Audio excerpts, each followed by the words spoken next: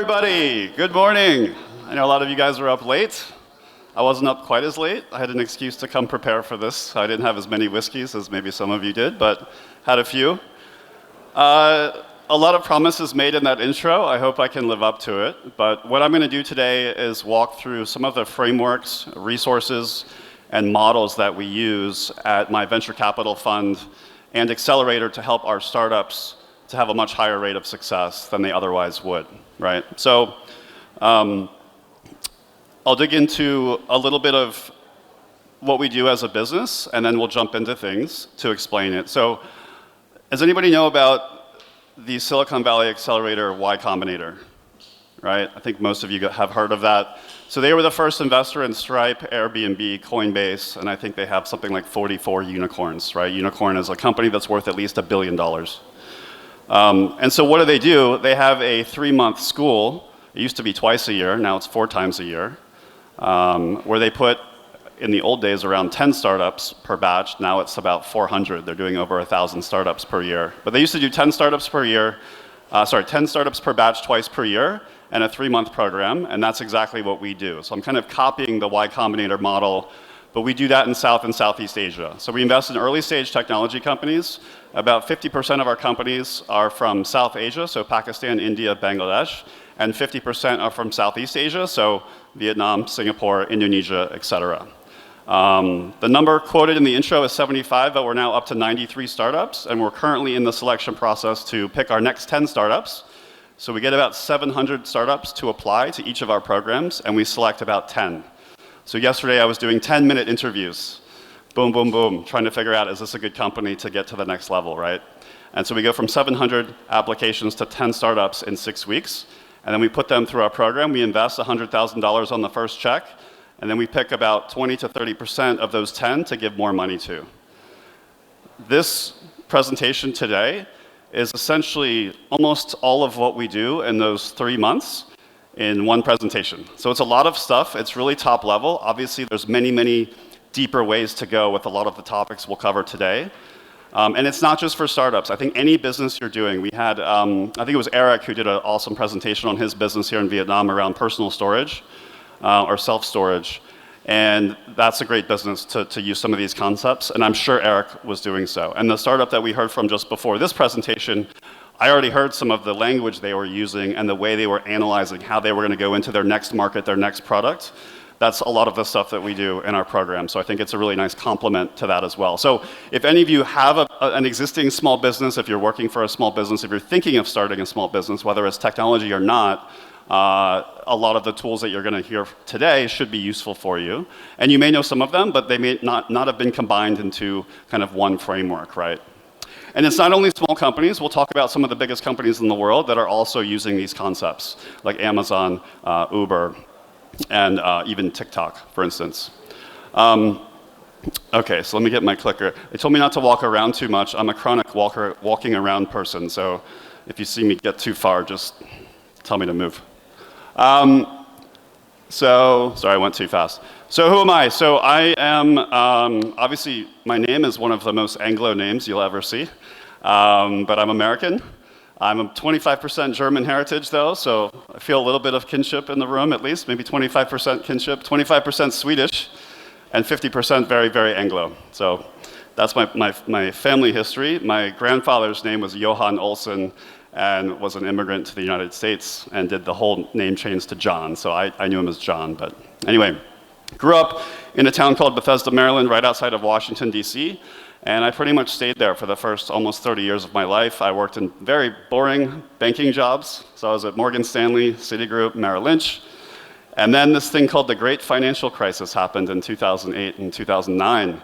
And all my dreams of being a cool finance guy were wiped out. I got laid off when Merrill Lynch merged with Bank of America. But they did pay pretty well. I got 6 months' pay. So I signed up to do an Ironman triathlon in France. And I moved to Hong Kong and enrolled in business school in Hong Kong, and that's how I ended up in Asia. And so I always joke that 2 of the biggest changes I made in my life were because I got fired. And I'll talk about the next one now. Anyway, in Hong Kong, after I graduated and spent way too much money on an MBA, I didn't use that MBA at all. I created a startup instead. So I was a startup founder. And so I made all the mistakes that I wish I'd had a framework like this to prevent me from making, right, back in 2009, 2010. But luckily we figured it out. We eventually got venture capital funding from a fund out of Singapore called Wavemaker, which is now one of the largest funds in the region. I think we were the third check from that fund. And that's when I moved to Singapore in 2013 from Hong Kong. We scaled that business out. It was a B2B travel technology company aggregating wholesale hotel content and then distributing out through other sellers. So if you book travel through Rakuten, which is a Japanese company, it's my startup's content. If you book through UOB, which is a bank based in Singapore, it's my startup's content. And we eventually sold that to Rakuten. So Rakuten bought our startup in 2016. After that, I pivoted to flip over to what I'm doing now, but for a corporate. So I was running an accelerator for an Australian telco called Telstra, but I was running their Singapore startup accelerator program. So that's how I kind of got into this side of the business from the founder side, right? So in that program, it was very similar to the framework I told you before. We had 3-month programs, 10 startups. One of those is now a unicorn. It's going to IPO on the NASDAQ. It'll be the first Bangladeshi unicorn and the first startup from Bangladesh to IPO on the NASDAQ. They're doing about $150 million per month in revenue. And when I invested, the valuation was $2 million. So unfortunately, I didn't get a piece of that because I was working for a corporate, but I made that corporate a few $100 million. And so hopefully one of mine is going to also follow in the footsteps with my current business, right? So, but like many corporates, they completely changed strategy after a couple of years and got rid of that whole program. And so I got laid off again. So that's my second time getting fired or laid off, right? So then I had to think, what am I going to do next? And I could work for another corporate, I could do a startup, but I'm too lazy. Startups are really hard. It's much easier to be an investor. And it's much safer. I have a basket of investments, right? I have 93 startups. I'm looking to have at least 500 startups in my portfolio in the next 5 years. But when you're a startup founder, you only have one, right? It's very binary. So you might make $1 billion, but you're more likely to make 0. The failure rate is really, really high, right? So I was too scared to do another startup. So I became an investor. And I spent half my time begging for money from rich people to give their money to my fund, and I spend the other half looking for awesome startups to give that money. So I kind of just take money here and throw it out the window, and then I hope it recycles in about 8 years. So the average exit time in South Asia, is about 8 years. And the US, it used to be 6 years, but it got extended, although the IPO window is coming back, so it might go back down. We've just had our first 2 exit opportunities, which we declined. They were Series A opportunities, about 40x return on investment, which is good, but we want to wait for the Series B. So we typically enter at what's called pre-seed. So valuations are around between $2 and $5 million, and we look to exit at around Series B when the valuation's between about $100 and $500 million. And it sounds like an amazing investment, and it is, but the problem is we assume 50 to 60% of our investments are going to be worth 0. So when you get 100x, that's nice, but that 100x has to drag all the zeros up. So it's a huge power law game, right? So that's why most people who are investing in startups should probably invest in funds, because you get that diversification, and the more bets you make, the more chances you're going to land on a hit. And that's why Y Combinator makes 1,000 bets per year, because they know if they get one Airbnb. So listen to this data. So when Y Combinator invested in Airbnb, they invested $25,000 for 7% of Airbnb. Right? And Airbnb IPO'd, I think it was $80 billion. This is not public information, but the estimated return on investment is around 5,000x on Airbnb, right?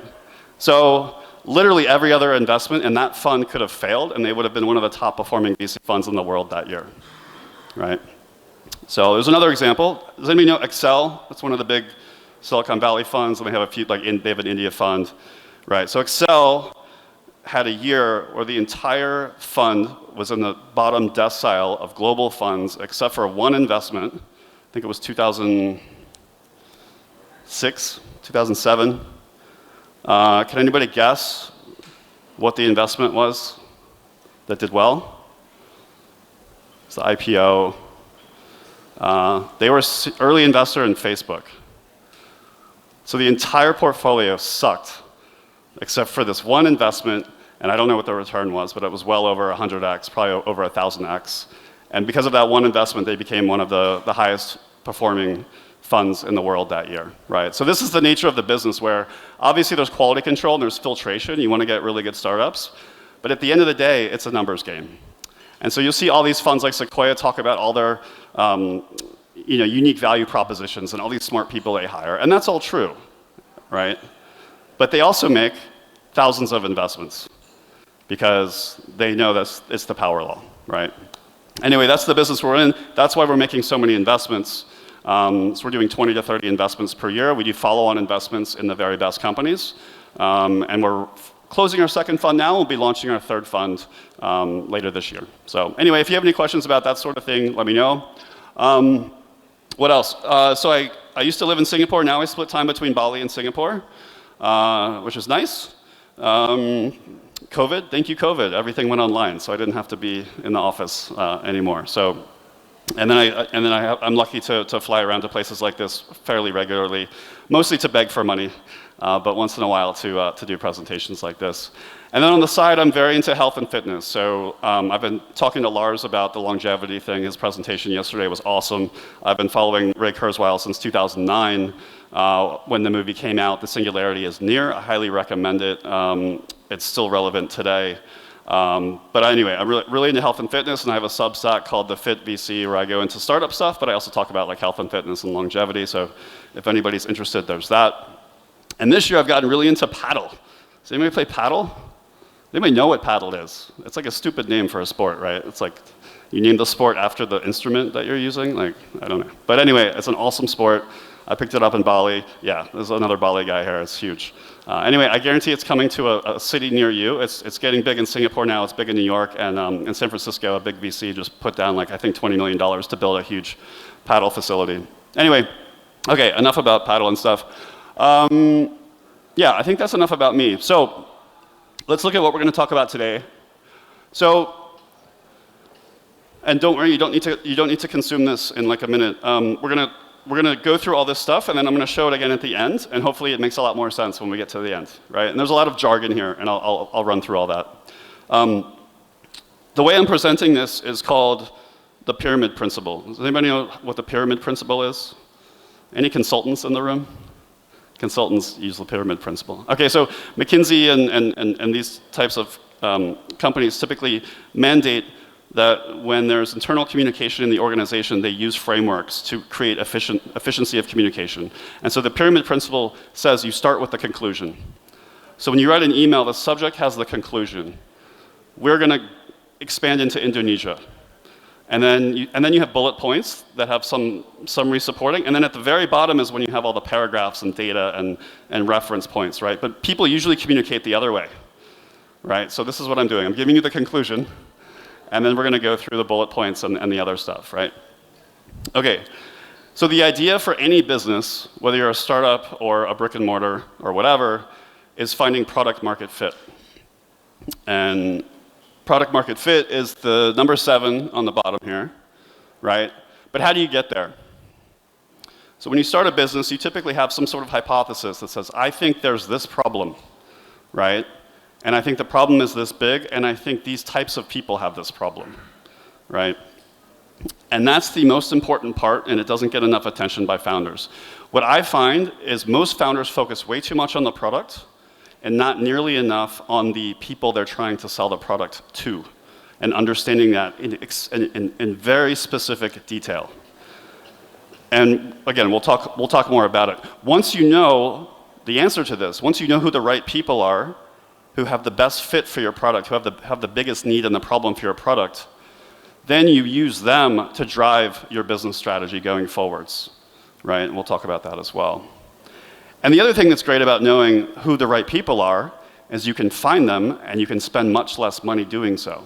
So your marketing and customer acquisition costs should be much lower, or even free, or even some companies have negative customer acquisition costs, which sounds crazy. We'll talk about that. If you get that all right, then you end up at the bottom, which is product market fit, right? And so CAC is customer acquisition cost, shorter sales cycles, lower churn, higher retention. I think we had a question at the end of the last session asking about churn and retention. When you have product market fit, your retention's really high because you have a good fit. You know the people are the right people for your product. They're not going to leave, right? Customer service is much easier because people like your product. They have more patience when things aren't perfect, right? And we'll talk about anti-super users and how they can be extremely problematic for any business as well and how to avoid that. Higher NPS. Does anybody know what NPS is? Net Promoter Score?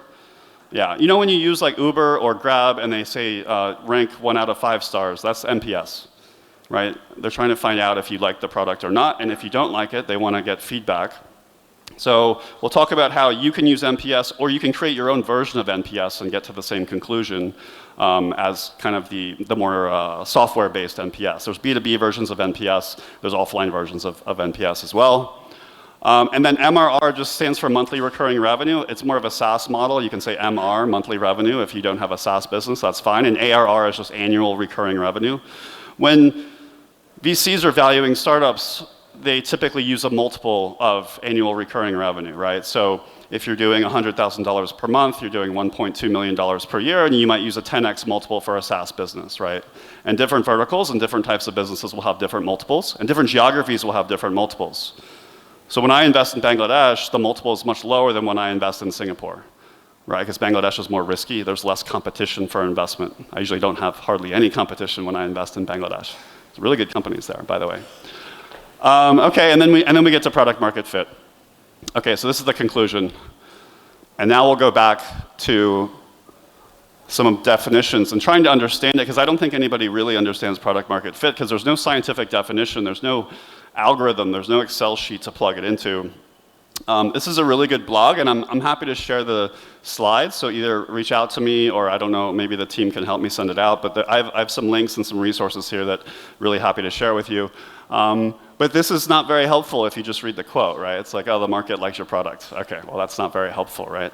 Okay, so let's look at a couple more definitions, or let a couple other people weigh in. One way is to look at it in the negative. So when you have product market fit, business is really easy, right? And I'll tell you a story about my startup. So my startup was really damn hard because I definitely didn't know what I was doing for a really long time, and I learned it the hard way. But when I knew something was working was when the bank called me and said, hey, do you want to invest in a higher yielding asset than your savings account? And I was like, what are you talking about? The bank had never called me before. I didn't realize I had over $1 million in my savings account because the money was just flowing in and customers were just signing up and paying. And I had no idea how fast that had started to happen. So the product market fit, it was like within 2 weeks, the problem went from we don't have enough customers, we don't have enough money, to we have too many customers, we can't service them, we need to hire operations people and ramp that up. And that's the good problem to have. That's when you have product market fit. Your problem goes from like, I have no money, to I have too many customers and I have too much demand, right? So it's basically, I don't have enough demand, I have too much demand, is the product market fit. So that's a negative way to look at it. And then the third piece we'll talk about is when your customers become your sales team, right? So an example could be, I remember when Uber first started in the US, you go meet some friends and somebody would be complaining about how crappy the taxi service was. And then me or another friend would be like, why are you using taxi? There's this Uber thing, you download it, it's easy, you're done, you don't have to worry about the crappy taxi service. So we were selling Uber to our friends, and in fact, Uber was really smart with this growth hack, which everyone uses now, which is like personalized coupon codes that you can give to your friends to get a discount on their first time, right? And the beauty of that is the super users are the ones that are most likely to promote that business, and they're most likely to be very similar to each other. So your super users are helping you find other super users, right? And it's negative customer acquisition cost. Right? Now, if you're using the coupon code, you could consider that an acquisition cost, that's fine. But Airbnb did something similar with like these coupon codes. And people were selling Airbnb, be like, I'm going on vacation for 2 weeks. Oh man, you could make like $1,500 if you put your house on Airbnb. Oh, what's that? What's Airbnb? Oh, here's a coupon code, boom. Customer for free, right? That's amazing. So how can we do that, right? And so your customers become your salespeople is another way you have product market fit. So with my fund now, it's getting like that. When I had my first fund, we had a very small $5 million fund, and we had some people we knew that gave us money fairly quickly, but it was a lot of begging, a lot of slogging. I didn't have my communication done very well. The strategy was still kind of in flux. And now, I don't think I have full product market fit, but I have my existing investors referring new investors to me now. So that's kind of like the Uber model or the Airbnb model where I didn't have to go out and find that customer. My existing customers are selling me to their friends, right? That's awesome, right? And if you're running a startup, I'm sure you had some sort of version of this. It just depends on the scale when it starts to tip over into kind of a product market fit. So yeah, okay, so rock uphill, rock downhill, really dumb it down. Okay. Right. And the other thing I see founders make the mistake of, and it's logical. I think Reid Hoffman had this quote where it's startups are not about putting out fires. There's 1,000 fires. You can't possibly put out all the fires. It's about learning which ones to let burn and which ones to try to put out, right? And what I find is founders get really distracted by a lot of the less important details, and they don't focus enough on the product market fit details. And usually that takes the form of, again, focusing too much on product and not enough on the people they're trying to sell the product for or the problem they're trying to solve. And you need to be obsessively focused on finding product market fit if you don't have it, because somebody else is going to get it if you don't get it first, and then they're going to kill you, right? Or maybe they'll acquire you, and maybe that's okay. But you won't be the winner in the market. Okay, so how do we do that? Okay, let's deep dive into super users now. So, and I wrote a blog on this one too. Let's use an old example. So Amazon.com, right? Launched in 1994. Does anyone know what the first product and only product was? Yeah? Books. Books. Why books? Does anyone know why books? Yeah? So books are fairly small, easy to ship. And overnight, he could have the largest book selection of anyone in the United States. It was only a US business, 1994, right? So he picked books. And the super users, and I was one, you would create a persona. So you create almost a character, like it's in a movie or a book, and you build out this persona, and you make assumptions, you make a hypothesis about these people. And for an Amazon.com in 1994, what would be some of the things we might look at, right? So, and feel free to raise your hand or just yell things out. I'm very happy to have interaction. So in 1994, it was really important that you're online, right? If you're going to buy online, how many people are online in 1994? Not that many, right? We still had mostly dial-up internet back then. I remember I'd be like playing my role-playing games, and my mom would be like, "Craig, I need the phone," because it was still connected, right? And my parents could make phone calls if I was playing my video games. Anybody play Ultima in the old days? Role-playing? All right, I'm a bigger nerd than most of you. Oh, I see somebody, okay. Somebody remembers that old one. Okay, so anyway, so online. Well, online also probably means a few other things. You're probably younger. You're probably living in a city, right? You're probably nerdy. What does nerdy mean? You can define nerdy as activities or preferences, right? So you start building out this persona, right? And Amazon's famous. I think they have at least, I don't remember if it's 300,000 or 3 million, but they have an obscene number of personas. And any of you that have ever bought from Amazon are in one of those buckets. And that bucket has a name. So I'm one of those buckets. I'm a super user, not as much now that I'm more in Indonesia, but in Singapore and in the US, I was a super user. And I guarantee Amazon knows how old I am. They know my family situation. They probably know about how much money I make. They probably know most of my hobbies. They probably know who I voted for in the election. It's amazing the level of detail they can glean from that, right? And I remember my experience with Amazon when I started out buying books.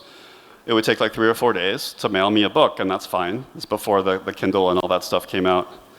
But I remember when they came out with new products, I bought a television on Amazon.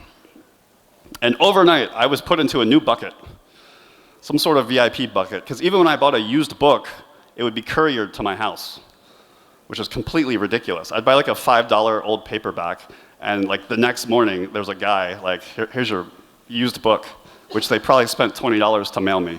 But they made an assumption that I was now a VIP of some sort, and therefore they're going to changed how they treat me and put me in a different bucket. And people in this bucket, people in this persona group, get different service, right? And so Amazon does that today. They're going to lump you in a bucket, and you're going to have a different experience, different customer service experience, different online experience. And of course, they're going to push you different ads and different discounts and things if you're this type of customer versus that type of customer, right? And everybody's doing this. The banks are doing it. You're going to get different banking offers, different whatever, phone calls, depending upon who they think you are. And that's whether you have $5 million with that bank or $5, but maybe they think because of your activity and your purchase history that you have $5 million somewhere and they want it. And so they might preemptively put you in that VIP bucket to see if they can grab it by giving you better treatment, right? Okay, let's go back to startups and super users. So when you start a new business, usually your product is kind of shit, right? It's like your MVP, it doesn't work well, there's usually a lot of bugs. It's really important to find the super users because the super users will use your crappy product, even when it's crappy, because their need is so high and they're typically more adventurous people, right? So let's use another example. So does everybody know the story of Slack and the big Slack pivot? Like Slack was a messaging company when they started. That was a pivot. Okay, you guys don't know this, cool. So Slack was a gaming company. They raised like $25 million, and they failed. And they had, I forget how much money left. They went to their investors, and they said, listen, this isn't working. Nobody's playing our games. But over the course of the past 2 years, we've developed this cool internal messaging service that our team really likes. And we think other companies might also want to use this thing. And so we have two options. We can give you all your money back, or we can pivot and see if we can sell this messaging thing. And that's Slack. It's a full pivot, right? But where I'm going with this on the super user framework is, who did they choose to be the first customers of the Slack messaging tool? Anybody? So the key to super users is homogeneous customer groups that have the same problem. And so the hint here is that Slack loved it, so they need to find other Slacks. So they started with small startups, right? And it's perfect because small startups have no money, and Slack was free up to like 5 seats, I think, in the beginning, or 10 seats, I forget. My startup used it, we never paid for it. And tech companies tend to be more adventurous with regards to new products and startups, right? You're not going to go to Microsoft on day one and get them to buy anything from you, right? They're going to need to see track record and stability on the tech stack and privacy concerns and all these things. Whereas a startup's just like, yeah, sure, I'll try this thing. Let's see how it goes, right? And the other thing that Slack did that was really smart is they opened up the ecosystem so other startups could launch their apps and plug into Slack and sell to each other, right? That was really smart. And a lot of startups, or a lot of platform plays do that. Anyway, back to the super user.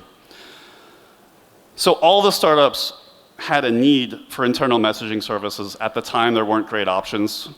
And so Slack filled that gap. And Slack was free up to a certain amount of seats. And they were selling to a homogeneous group of other founders who had similar needs and problems, right?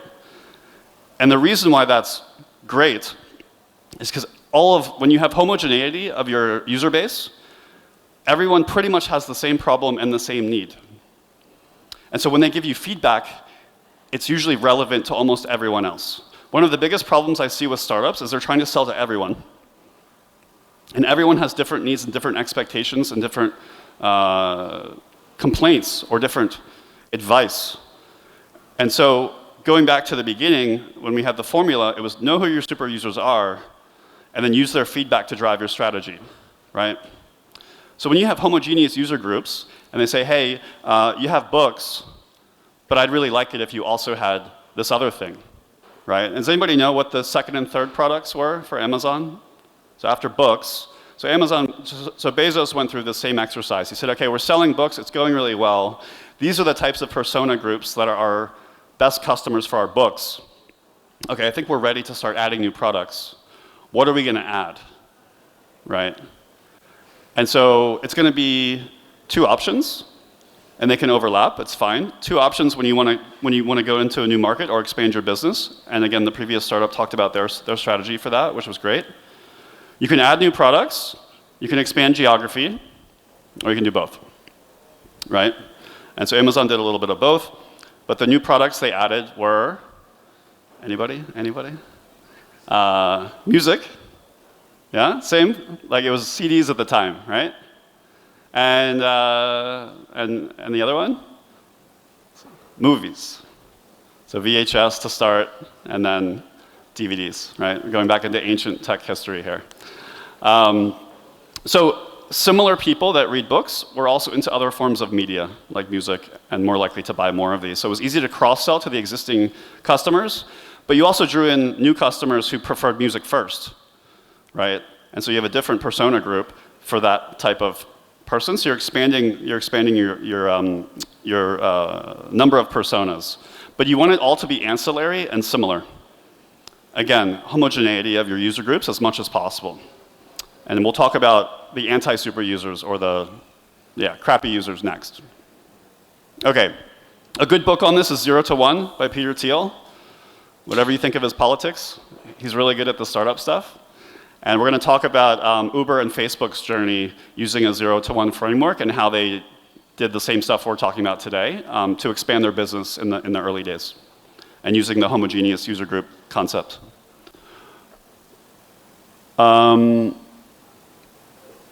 So we talked a lot about this already, but I'll go back.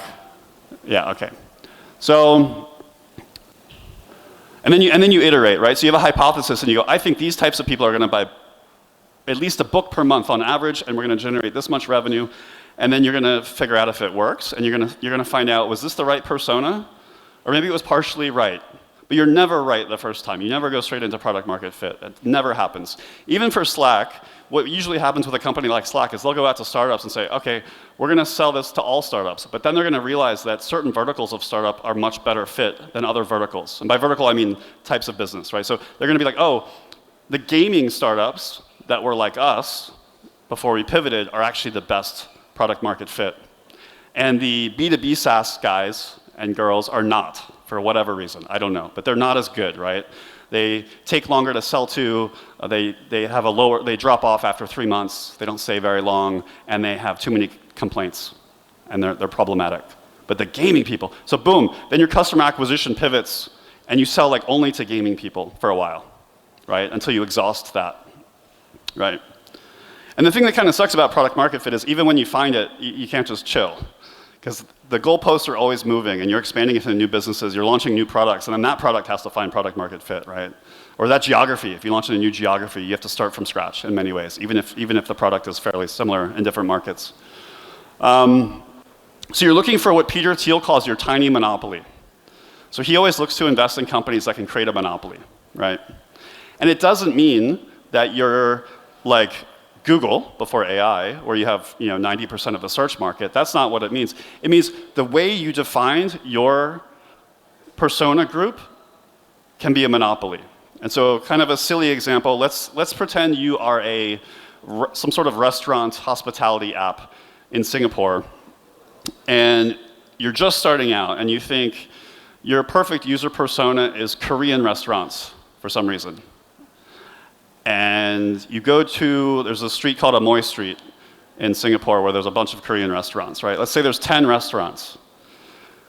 To become a monopolist of the Amoy Street Korean restaurant market, you need to get about half of those Korean restaurants to use your product, and then you have a tiny monopoly. And then you go, okay, do we expand around Amoy Street? Or do we go to a different neighborhood? What did you learn from that experiment? Or did it fail? Did you learn, actually, we think the Korean thing didn't quite work out, but Thai might be better. So we go into Thai restaurants only on that street or another street or that neighborhood, right? So that's how you become a tiny monopoly, and then you expand from there. And then what you're finding out with this is you're finding the user group that's perfect for the product, and you iterate over time. And I have a framework that I came up with. We'll talk about it in a minute. And I have a piece of that I'm still experimenting on, so I'd love feedback either now or later before I publish it later this year. Yeah, and then you move into larger and larger markets. Again, we'll go into like the Uber and the Facebook examples in a few minutes. Yeah, so I'm kind of hitting this a few times. So what we just talked about is iterating on the user. So we went from Korean restaurants, then we said, oh, maybe that's not quite it, it's Thai restaurants, and then you can change the geography of where they are, right? We talked about that. At the same time, you're also working on your product, right? And so you're iterating on both things, the product and the user group at the same time, and you're getting that feedback, right? So I want to talk about feedback in a second. I think it's on the next slide. We're going to talk about feedback from super users versus feedback from non-super users. But here's my framework. So maybe this helps with a visual. So when you start out, you have the product in the market, and you have a hypothesis, but you're usually wrong. And that's the gap, right? That's the product market gap. And that's what you need to fill to get to product market fit. And that's why we're iterating on the user personas, and we're iterating on the product over time. And then when it clicks, that's the confluence of those two lines, right? Now there's a third one I'm working on, which is going to turn this into a pyramid, or 3 lines, which is distribution.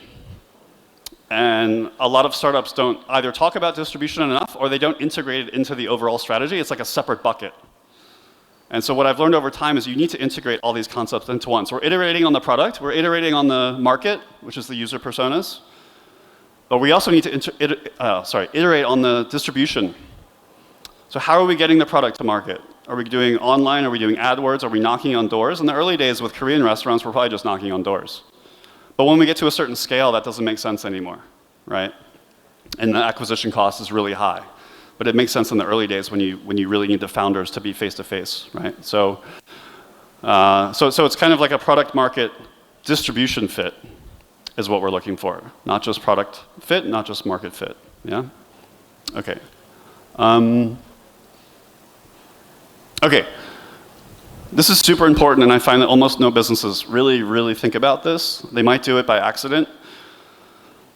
Another reason you need to understand who your super users are is because the non-super users can completely screw up your business. And here's why. People that aren't a good fit for your product are the most likely to complain. And they're the most likely to ask for changes to your product. And so most startups will just take all the feedback and create strategy around that. And that can really screw you up because the customers that are not a good fit for your product are telling you what to do with your business. And that can move you away from what you should be doing for your super users.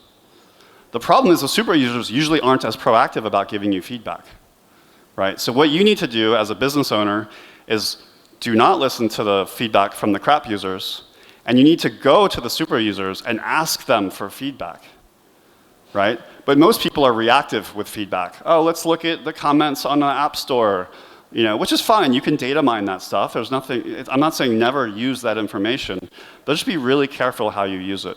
You want to give way more weighting to feedback from super users, and you want to identify the crap personas as much as you're identifying the super users, and you want to make sure that you filter that feedback. So when you have feedback A, B, and C that says we should definitely launch this new product or this new feature, if it's from super users, it should get like 10x the valuation or weighting for decision making. And if it's a crap user, you might throw it out, or at the very least give it a much lower weighting on how you do your decision making, right? And so once you understand your super users, they should help you drive your business forwards. And again, just be really careful to identify super users versus non-super users. And you can do that online. Over time, you're actually going to build negative personas. So we talked about, like, I have a persona on Amazon, right? And I'm hopefully a super user that they like. But Amazon definitely has customers they hate. You know, they probably buy stuff, use it, and send it back and try to get refunds, or, you know, oh, our product was stolen off the front porch, but no, they're actually selling it and pretending it was stolen or whatever. You know, these people exist, and so over time, Amazon's going to put them in some sort of negative bucket, and, you know, I don't know what the consequences would be there, but if I were them, I would try to fire them.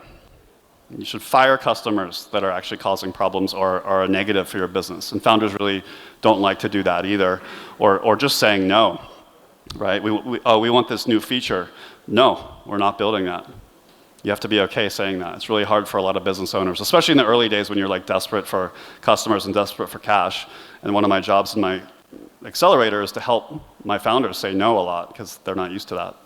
But you can really damage and destroy your business by letting the crap users take over your feedback loops and affect your product development, affect your new product launches, and affect your geographical expansion or whatever you're planning to do. So I think if there's like any lesson to be learned today, it's differentiating between your different user types and making sure you focus on the super users and really understand that and focus on them and helping them have a better experience, a better product, because they're going to give you more money, they're going to pitch to their friends and get you more customers, et cetera, like the stuff we talked about earlier, right?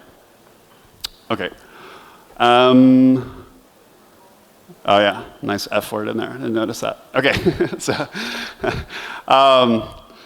okay, and then focus. A lot of what we talked about before falls into the bucket of like focus, right? So again, the biggest fail point I see with most startups is they try to sell to too many different types of buyer personas too quickly. They try to sell too many products too quickly. They try to go multi-market too quickly. And all of these can very easily sink your business in the early days. And even if it doesn't sink your business, the other competitor who does focus is going to speed right by you and kill you, right? Because you're going to be distracted trying to figure out how to launch your product in Bahasa, in Indonesia, and in English, and in Vietnamese. And meanwhile, they're just going to be like, boom, we're Vietnamese only, and they're going to take the whole Vietnamese market. And the Indonesia only one is going to take the Indonesian one. And you're going to be stuck as like a tier 3 player with like an okay product where they're going to have their focus on that market with those super users, and they're going to completely kill you, right? And the other thing I noticed with my startup is once we had product market fit, my developers stopped complaining. So in the early days when we weren't very good at this, we were selling to too many different types of users, and all these different types of users would have different complaints, different feature requests, and my poor software engineers were like just building out all this messy code, and then the technical debt just accumulated, and we were putting out bugs all the time. It was a complete mess. Once we got to product market fit and we had a much more homogeneous group of users, everything was just much more manageable. It was less messy, the technical debt was much lower. The efficiencies were so much higher, and our employee satisfaction was way higher. We retained our employees at a much higher rate than we did before. And it was easier to hire. And we had a lot more referrals from our employees to bring in new employees. So it's not just externally that your business does better, it also makes it much easier to run the business. And I have a more recent example of this with my business. So in the early days, the problem with my business is accelerators are really expensive to run, but you don't make your money for like 7 years or 8 years, right? So how the hell can I pay for an accelerator before I have cash? And so we did consulting for the first 5 years. So we worked with governments and universities, and I would run accelerator programs for these folks, and they would pay me, and that's how we paid the bills. But man, it sucked. It was like so much work. We had a whole team doing this. It distracted us from our core business, what we're doing now. And about a year ago, we had the financial independence to shut that down. And my life is so much easier now, just focused on the VC and the accelerator and not this consulting business. And so I'm sure there's an analogy. A lot of startups have to do some sort of consulting on the side in the early days until they get to scale with their more scalable product. And that sucks, and I understand it. Try to avoid it if you can. But minimize it and shut it down as soon as possible, because it'll distract from the business, and it just makes everything more complicated, like we talked about. Again, there's a really good resource here that actually talks about things that don't scale and things that you should do at the early stage that don't scale. One of them is going like face-to-face for sales. Airbnb has a really famous example in this book where in the early days, before they had product market fit, they actually had trouble with bookings. And one of the main reasons why is because the people putting listings on Airbnb took terrible photos of their homes. And so they looked really bad, like the lighting was crappy or whatever, it was just a bad angle. And so Airbnb in the early days, or not the earliest days, but like phase 2, I think it was after their seed round, they would actually pay for a professional photographer to come to your house for every single listing. I think it was like $100 a pop. But it so much dramatically increased the closure rate of new users through higher quality photos that it was worth it for them to do that in the early days, right? And now there's actually a bunch of tutorials and stuff. They actually like help you do it yourself. But I think they still, in certain markets, they still offer to send a photographer out. I don't know if they charge for that or not. But anyway, in the early days, they did free photography. So that's kind of a do things that don't scale from this article. And one of the main reasons why in the early days, again, is because that helps you find your super users and understand your super users. So as a founder, as a business owner, you should be getting face-to-face with your customers as much as possible. Because nobody else really besides you can do this journey. Like you need to meet the customer. You need to understand what type of person this is. You can get more information about them. And then you can figure out, is this a super user? Is this a potential super user? Right, so we didn't talk about potential super users. So you have the super users obviously at the top and you have the crap ones at the bottom. But in the middle, there's a whole section. So it might be 50%, it might be 30% of your users, depending upon your business. And then you can have a persona for potential super users, and you can find out, can I convert this semi-super user into a super user? Yes or no, and what do I need to do to make that happen? And what you'll learn over time is that people that are potential super users, you can throw something at them and get a binary answer. And then you can put them in the correct bucket. So it could be a coupon, it could be a free trial, it could be something, whatever it is, and see if they jump into that super user bucket, or maybe they don't, and they get demoted to this one. But either way, you have better information to treat your customers in a different way and do customer segmentation on the services and products that you offer. Yeah? Okay. So I typically tell my startups to meet face-to-face with 5 to 10 customers per week. And you can do phone calls and other stuff if that's not possible, but as much as possible, the founders, business owners should be spending time with the customers to help go through this journey. I think we talked a lot about this. The one thing we didn't deep dive as much into is the customer acquisition side of it. So we talked a little bit about once you know your super users, then you can market to them more efficiently, right? Because you know who they are. Now the other piece of it is like where are they, right? And this will go into the persona. So Amazon probably knows that I'm not on social media except for LinkedIn and Substack. And so if Amazon wants to reach me or my persona, then they would advertise on those channels to reach me, right? And so you want to know all these details about your super users so you know where to go to reach them, right? And so these days a lot of folks are, if they're younger, they're probably on TikTok, right? If they're older, maybe they're still on Facebook mostly. And there's all different channels, right? So again, understanding not just who they are, but where they are. What are their other hobbies? How can you reach them in different ways? So in the early days of startups, a lot of people are doing like community-based customer acquisition and outreach, where you as a founder might join specific communities to find potential customers or even employees. So my startup in Singapore, we were one of the first startups to use Golang a long time ago, 2013. Does anybody use Golang anymore? It's like old school, right? You're still using Golang. Okay, cool. So we were like the first Golang startup in Singapore as far as we knew. And so our CTO started a Golang workshop on a monthly basis. And it was great. It gave us kind of cachet in the community. We hired a lot of developers from those community meetings. And we actually got quite a number of customers because we were considered like tech savvy, just by using this like source code that wasn't used by other startups in the community at the time.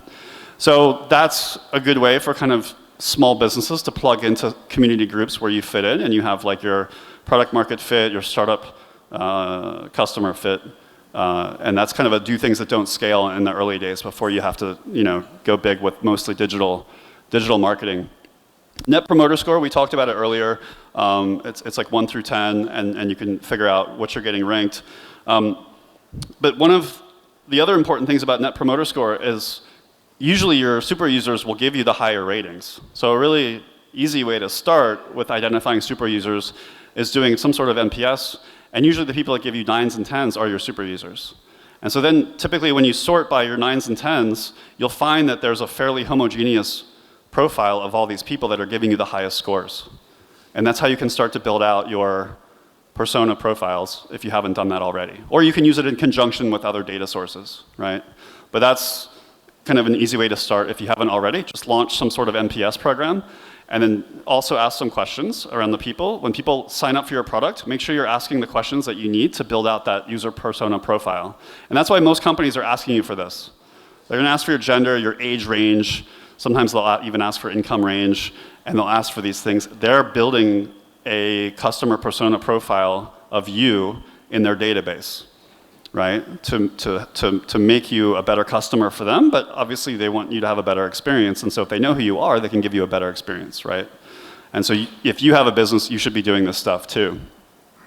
And then the other thing you can do with your super users is you could say, okay, who are the next super users that we're going to go after, after the version 1.0 one, right? So we talked before about like the Korean restaurants on this one street in Singapore. Is the next group Korean restaurants in a different neighborhood? Or is it different types of restaurants in the same neighborhood? We need to use data and the personas to understand that, right? What makes more sense, right? Are there fairly homogeneous super users that are very similar to our existing user base in a different geography? If so, then maybe it makes sense to go to that new geography because the people are pretty much the same, especially if it's in the same country, right? And this is why countries like China and the US are so much easier to scale because you have so many similar homogeneous groups that you can just hop from this city to that city and just plop down and away you go, and you just automatically overnight have thousands of new customers because they're the same as the old customers. They have the same problem, everything's the same, right? It's like super easy. In Southeast Asia and other countries, it's just way, way, way harder to do that, right? So, okay. All right, so that's the hypothesization on ancillary buyer personas based on your existing buyer personas and feedback you're getting from them, right? And what you'll find if you're doing things right is that you're going to organically acquire new persona groups. So you might say, okay, I don't know, let's go back to Amazon example. So I was an early and active super user for Amazon, but other people came later and had different profiles. And so if Amazon is smart with data, which they are, they're gonna say, oh, wait a second, we have 1 million people like this now. We weren't even trying to get these people, but obviously there's something there. The market is telling you that you have new super users, and you need to react to that, right? So we have about 10% of my portfolio companies end up moving to the United States from Asia, right? So we invest in them in Asia, and we accelerate them in Asia. They typically raise their seed round in Asia. But the main reason why is they organically, without even trying, start acquiring US customers. Like US customers just find out about them, the pricing's usually a bit better, the solution's good enough, but usually cheaper and sometimes even better than some of the US companies. And so one of my companies out of Bangladesh, it's a marketing technology company called Marco Polo. They do optimized paid ads. So if you have a company that's doing paid ads, they can dramatically lower your cost because they have, I think, like 30 or 40,000 businesses on their platform, and they understand, oh, what are your current AdWords you're using? Okay, we can actually use different AdWords and get you higher conversion rates at lower cost, right, than what you're trying to do now. So they do that. Anyway, I remember talking to them about 6 months after our program, and they brought up this chart, a pie chart of where their customers come from. And I'm like, what is, like they're in Bangladesh, and so it's mostly Bangladesh in the early days, and then it got into Southeast Asia. But there was this huge chunk of blue that was like 38% of their customers, and that was very different 6 months earlier. And this was US. So somehow they had gotten on some forums where some relatively famous startup folks were recommending their product in the United States, and people in the United States were just logging on and putting their credit card and buying it. And Marco Polo wasn't really paying attention to that. And I'm like, this is telling you that you're actually a United States company and you need to move to the United States. And their mouths kind of hung open because they're hanging out in Dhaka, Bangladesh, and I'm telling them to move to the United States. But they are currently in process of doing that. They've already raised funding from a VC in the United States, and they're now about 65% US-based customers. And it's a huge arbitrage opportunity. So if you're an Asian company, typically your cost base is lower, right? For me, it's a triple arbitrage as an investor. So number one, my startups have lower OpEx because their staff is in Asia, right? Especially if it's in Bangladesh. And then they move to the US, they can raise their prices. The valuation multiples are higher in the United States. So when I invest in a startup at $3 million, overnight, they go to the United States, they're worth like 15 to 20 million at the same revenue level, right? And then the startup can raise more money in the United States, right? So instead of raising $500,000, they can raise $3 million. But guess what? They keep most of their OpEx in Bangladesh. So the arbitrage is absolutely amazing. And companies from India have been doing this for a long time, right? So very famous like outsourced tech companies, and like Fiverr is basically based around this arbitrage of like salaries in different countries. But anyway, the point there was sometimes you need to be proactive to find your super users, but don't fail to pay attention to the data telling you that you have super users, right? So really be on top of like, what's your customer mix? Geographically, where are they coming from? And then the persona groups. You know, try to analyze that at least on a monthly or quarterly basis to drive your strategy going forwards. So this company now is moving to Silicon Valley. They already have a Delaware C Corp set up and a VC investor from the United States. They're basically rebranded completely as a United States marketing tech company, but 80% of their staff still is living and working in Dhaka, Bangladesh, right? So that's a really, I think a really good example of the market kind of reversing that journey of, instead of you finding the persona, the market's telling you who the persona is. Okay. Okay, let's do some examples. I had circles on here, but they're not showing up anyway. It wasn't very fancy animation anyway. Okay, so Facebook, I think we all know the picture of like Zuck in his like dorm room on the computer, and the movie, we all saw the movie, right? Okay, so Facebook is a perfect example of this product market fit framework. So, Facebook version 1.0 was only one dorm at Harvard, right? Okay. This has to be one of the most homogeneous user groups in the history of business, right? Everyone in that dorm is like 17 or 18 years old. They're almost all like upper middle class. They are all the same SAT scores, college entrance exam scores, IQs are similar. I mean, it's amazing. It's like the perfect product market fit, 0 to 1, tiny monopoly situation, right? And it was successful. So what did he do then? Oh, it was all of Harvard. You had to have a harvard.edu email address to be on Facebook. I could not be on Facebook. My college was not nearly good enough for that one. Okay? So all of Harvard, so they went from 100 students, I'm making up these numbers, but approximately 100 students in the dorm to 10,000 students at Harvard. And it was Harvard only for a while. And why did they do that? Ancillary personas, right? You have seniors who are slightly different from the freshmen, and first year, second year, I don't know what the terms are in Germany for this, but you get what I'm saying, right? College year 1, year 2, year 3, year 4. And so these are slightly different user personas as you get towards graduation compared to coming in. And so these are different types of people, and they're going to give you different types of feedback, and they're going to use the product slightly differently than maybe the younger folks will. But they're ancillary, they're close enough, right? So my mom was not allowed on Facebook, and I was not allowed on Facebook at this point in time, only Harvard. Right? And then they went full Ivy League. So there's 13 schools in the United States that are called Ivy League. You had to have an email address from an Ivy League school. So I still could not get into Facebook in, what was it? Yeah, early 2000s. Okay, so let's say 100,000 people are Ivy League. Still very homogeneous, right? It's still all people from similar backgrounds, similar ages, similar income levels. Everything's the same. And then obviously they went, then they went all US colleges. So my mom still couldn't join, but finally I could join Facebook, because I had a .edu, because I went to college, right? So it was only college students. Anyway, you can see where I'm going and how this ties in with what we just talked about, right? Facebook did the perfect product market fit, user persona, homogeneous journey of going from tiny monopoly, and then what's the next bigger one, but it's still very, very similar, and so on and so forth, right? And only a few years later was my mom finally allowed on Facebook. And now, only people like my mom are on Facebook, and everyone's on TikTok, right? So it's gone full circle. Okay, so that's Facebook. And then let's talk about Uber. Uber's a little bit different, because a lot of people don't know the Uber history. So Uber started out owning cars, and they had people dressed in suits driving these cars. They did not have car sharing. It was called Uber Taxi. I don't know if you've seen the pitch deck for their Series A, but it was called Uber Taxi. They were a taxi replacement service. And in the early days, it was SMS. So you could actually SMS, because smartphones were just starting to come out. And so you could SMS Uber, I need a car from 5th and Market Street. It was only downtown San Francisco. They had like a, I think, 5-kilometer radius only.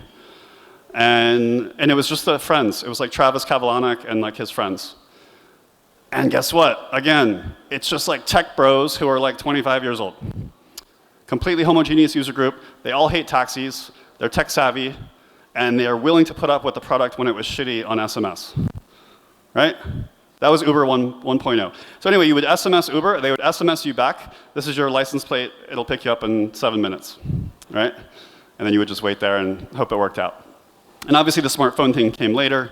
There was actually several other Ubers that came before. I think Uber obviously executed well, but they got really lucky with the confluence of technology. Or you could say they planned it. I think it was a little bit of both. Uber basically started right before really good mapping technology came out. Payment gateways became more trusted and secure online. And obviously the iPhone kind of changed everything, right? So they had a really good timing on it. But there was 2 or 3 Ubers before Uber came out. So I think that's another thing that startups need to look at is like what's coming down the road that I can pivot into, right? So they were able to do that really well. Anyway, they had only downtown San Francisco, 10 cars only.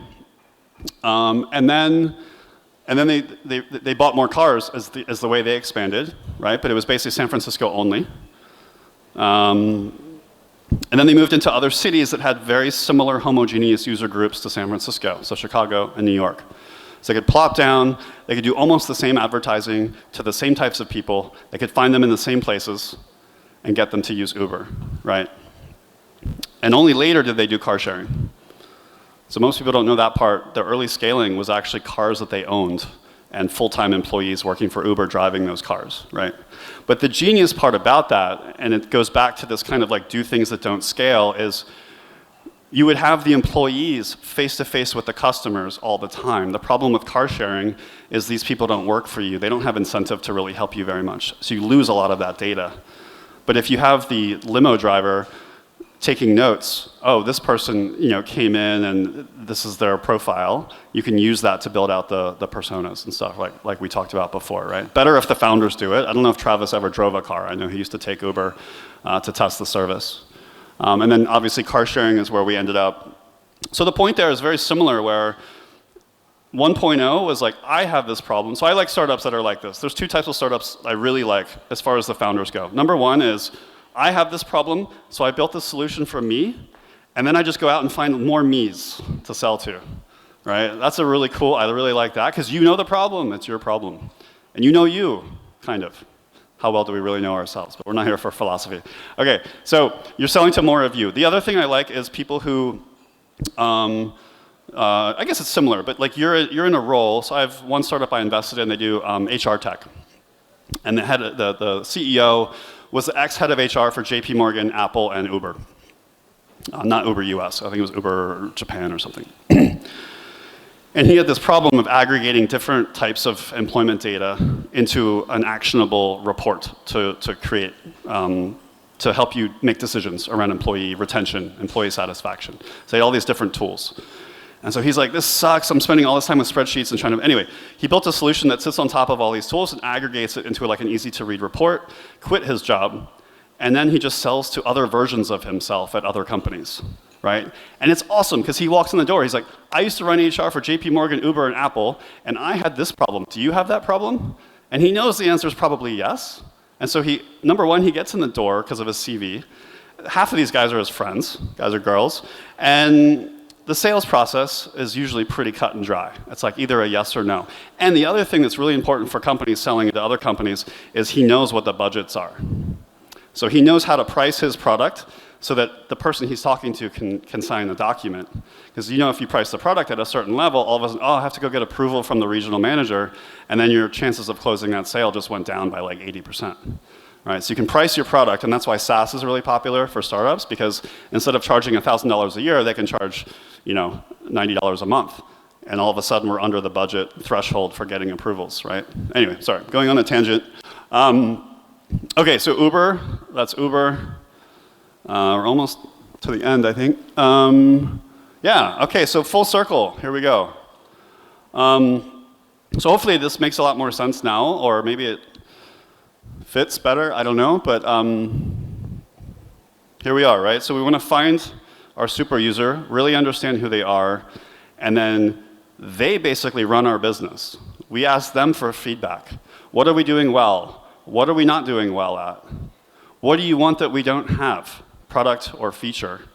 What's hard about using our app, right? So I tell startups often, go meet a customer and watch them use your product. Because often when people give feedback, they forget things. Like you'll use a website, and it'll take you like 5 seconds to find the button, but you're not gonna tell anybody that. But when you're a founder and you're watching somebody use your product, you're like, oh wait, why did it take them so long? Maybe we need to move the button, or maybe we need to make it a different color, or maybe we need to make it bigger, right? It's these little things add up. Right, so Amazon's very famous for this like one-click thing, right? There was like lawsuits about it because it dramatically changed the conversion rate to buy a product with clicking one button instead of step 1, step 2, step 3, right? And they patented it, I can't say that word, patented it. Anyway, they had a patent around that. And other companies were trying to do something similar, and there was like massive lawsuits. Amazon was like trying to protect this one-click payment because it was such a dramatic advantage over their competitors, right? So what's your version of the one-click payment?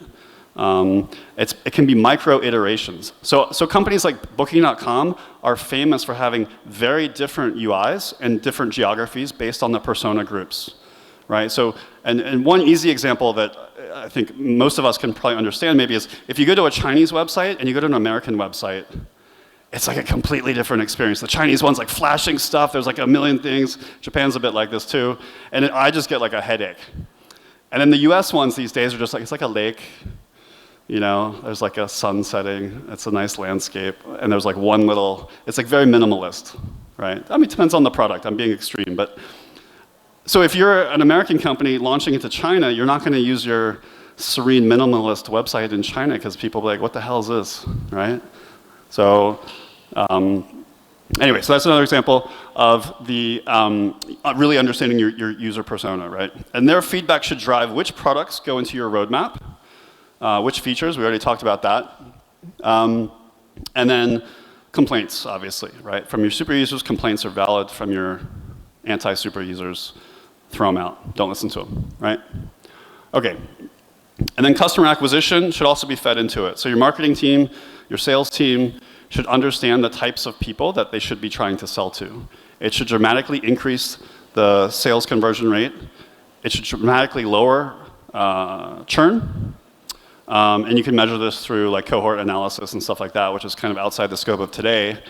But yeah, and then when you have product market fit, everything works, right? So as we talked about before. So I think we went through most of it. Yeah, okay. And then if it doesn't work, something's wrong and you need to change. I think one thing I notice with most of my startups is it takes them way too long to realize things are not working. Because they're not actively doing an analysis around whether things are working or not. And then 6 months later they go, oh, we've been doing this for 6 months and I don't think it's working. And I'm like, you should have found this out 3 or 4 months ago, or 5 months ago. So create this analysis into your process. I typically advise my startups to do at least once a month a strategy meeting. So there's tactical meetings and there's strategy meetings. Very few people actually have dedicated strategic meetings. Almost every meeting devolves into tactics, even when we try to do strategy. So tactics are typically short-term things, right? Things we're gonna do tomorrow, next week, next month, maybe 3 months. Maybe 6 months, max. Strategy is more long-term, right? And so we need to have dedicated strategy sessions where we get out of the daily fires and all this stuff we need to do, and we think about strategy. And so this should be part of it. Is this strategy working? We launched this campaign, so you need to be specific about time and analytics around these things. We have a hypothesis that this is the super user persona, and we're going to create a customer acquisition campaign. We're going to allocate this much budget to it, and we expect this to happen if it works properly. And then you're measuring it daily and weekly. At longest, it's weekly. So my startups every week have goals. We have a stand-up. They all get up, they say, this week we're going to do this, this, and this. We're going to get 3 new B2B customers, we're going to generate $100,000 in revenue, and we're going to close $500,000 in investment. That's their goal. And then the next week, they have to get up in front of the group, and they have to tell us if they succeeded or failed and why. And then we try to help each other with learnings from that. You should be doing that with your own business. YC came out with a weekly cadence, and the data showed that it dramatically increased the expected performance and success rate of the startups that go through their program. So corporates are like quarterly or annual kind of performance reviews in corporate, right? Startups should be daily, weekly cadence, right? So if you're a small business or startup, change your cadence. Every week you should be having these analysis meetings. And it goes along with like sprints. I don't think people talk about this kind of agile framework anymore as much. But what I really like about it is that weekly cadence and then building out like these sprint cycles where it's like, we're gonna do this, we have this hypothesis, we're gonna launch this new product, we're gonna launch this new campaign. And then after 1 week, we're gonna look at it. After 2 weeks, we're gonna look at it. And we're gonna see, is this succeeding or failed? And then you pivot instead of waiting 6 months and just being like, oh, I don't think it's working anymore. And then you've wasted all this time and resources, right? So. Anyway, yeah, iterate, and there's another article there that's good to read as follow-up. Yeah, okay, that's it. So happy to connect. We can do Q&A and everything, of course. LinkedIn, I'm happy to connect. And then I have a Substack if you're interested. I publish articles on a lot of these topics and other stuff as well. I actually just talked to Lars yesterday about taking his content from his speech he gave on the longevity and turning that into an article to publish. So hopefully I can work with him on that. And if you guys have ideas for content that might make sense, this is mostly for early stage startups, and then I do some like fitness and health stuff that I'm also interested in. But that's it. I know there was a lot of information like crammed into a fairly short period of time, so hopefully it wasn't too much of a fire hose and made sense. And hopefully there's some insights there that can help you.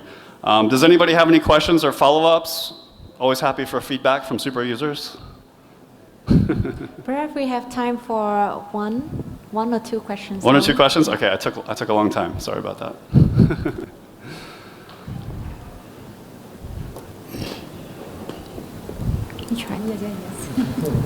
So I hear you keep repeating the word homogeneous. I never heard it before, and my guess is you talk about psychological of the user, of your, let's say, your early adopter. If so, can you share more your insight about, like, okay, who they are and what psychological we actually looking at, things like that. The more insight, the better for me, I guess. Yeah, cool. Okay. Yeah, sorry. So homogeneous, it just means the same.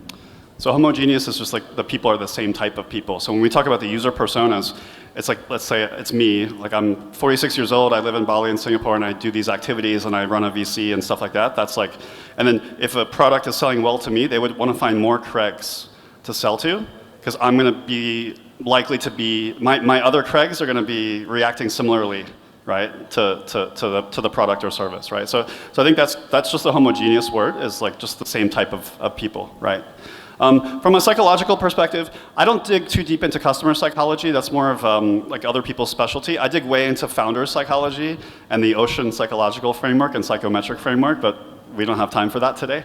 But we do use psychometrics to analyze our founders and find out which founders, from a personality basis, have a higher chance of success compared to other types of humans. So that's a bit of a different topic. I think from a psychology perspective, you can use the feedback and the behavior of your customers to determine their psychology around your product, right? So if you have high retention, low complaints, short sales cycle, then psychologically, you can probably say they're satisfied and they're happy with your product. NPS goes a little bit further, where they actually score. And I think a lot of it, if they're happy with their product, they're going to give you a higher score, right? So these are kind of proxies for psychology, but I don't do too much with psychology myself. But if you talk to marketing people, they can go all day long with that stuff. But I'm not a marketing person, so yeah. But thanks for the question. Yeah. If anybody wants to talk about the Ocean framework, Jordan Peterson's old work is amazing on this, and I actually use it a lot with my startup analysis and founder analysis. But that's a whole different class. So I think maybe this is time to wrap up the section, and whoever have a question for Craig, feel free to reach him during our break time. This is okay for everyone, right? So please stay on stage. On behalf of the organizing team and also the audience, we have some gift. Not sure if it matched your taste, and flowers.